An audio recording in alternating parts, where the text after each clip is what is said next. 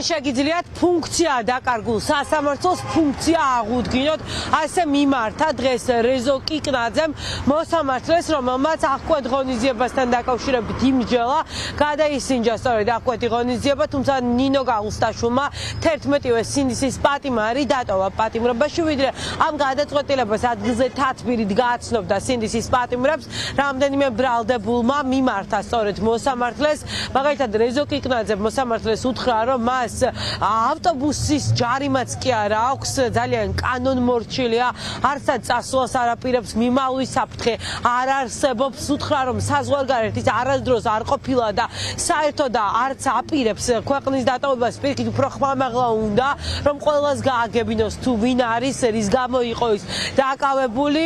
რეზო კიკნაძემ ასევე მიმართა სწორედ მოსამართლეს და უთხრა, რომ მას ჰქონდა დღეს შანსი ისტორიაში ჩაწერილიყო, ისტორიაში, რომელიც უახლეს მოვლენებს ასახავს და შეეძლო, რომ სასამართლოს რეპუტაცია გადაერჩინა.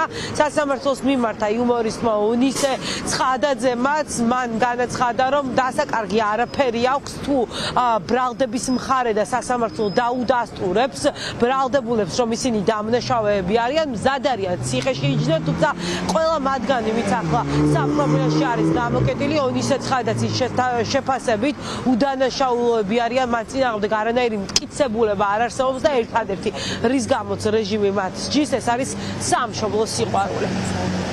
ყოველთვის, როდესაც გადაწყვეტილების მიღებას დააპირებთ, ეს გახსოვდეთ, რომ ცარიელის სიტყვების გამო არ მიიღოთ ეს გადაწყვეტილება. რანაირად უნდა მივიმალო, როცა ისე ცუდად ვერქვევი ადგილებში, რისის პაც არ ვიცოდი, სად იყო, სანამ პრინპოლელის წარმომადგენლები არ ამიყვანებენ და დღესაც არ ვიცი სად არის. ზოგადად საზღვარგარეთაც არადროს არ ყოფილა, ანუ საზღვარგარეთაც ვერ გავიქცევი და პასპორტიც არ მაქვს. ამავე საერთოდ არ პირიქით ვაპირებ, რომ ყველას უთხრა ხმამაღლა ვინ ვარ და საერთოდ არ მაქვს რაიმე დასამალი. თქვენ რომ გამოგიხოთ ნებისმიერი თანამშრომელი ციხეში, ბადრაგიდან დაწყებული, ციხის უფროსის დამთავრებული, ყველა გეტყვის თუ როგორი პიროვნებები ვართ იქ და კონკრეტულად როგორ ვიცევი.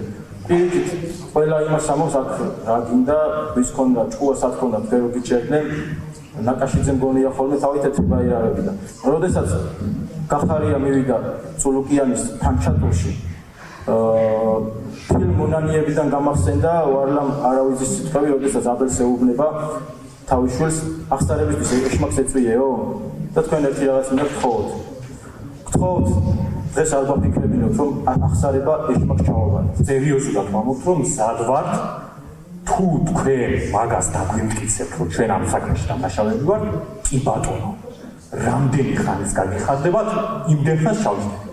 თუ გინდათ დახვრეტა შემოიტანეთ, დამხვრეტეთ. არაფერს დაკარგის არ მეშინია სამშობლოს გარდა. ამიტომ მზად ვარ ყველაფრისთვის მეც და ეს ბიჭი. თუ გინდათ სიმართლის დამტკიცება, რავი, დავამტკიცოთ, აქ ვართ, ვივლით, არ არის პრობლემა. აი იმ ბიჭების შემთხვევაში მე მეორე სასამართლო პროცესში 19 წლის გაღირებული აი ბავშვი რო ესე თამაშობს აქ. აი იმ ბავშვს რო სახელმწიფო გადატრიალებას აბრალებს ვიღაცა რო გამოცან აბსურდია რა.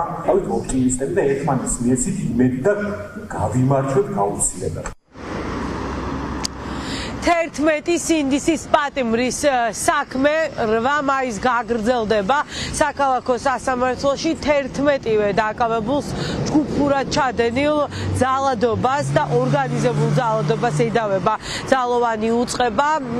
8 მაისს იქნება სასამართლო პროცესი, სადაც მტკიცებულებებს გამოიკვლევენ მხარები და უკვე დაიწყება მოწმეების დაკითხვას. მოწმეების დაკითხვას დაიწყებს ბრალდების მხარე და ძირითადად ბრალდების მხარის მოწმეები არიან ძალოვნები, პოლიციელებს მოიყვანენ სწორედ 11 სინდისის პატიმრის საქმეზე პროკურატურის წარმომადგენლები მოწმის სტატუსით.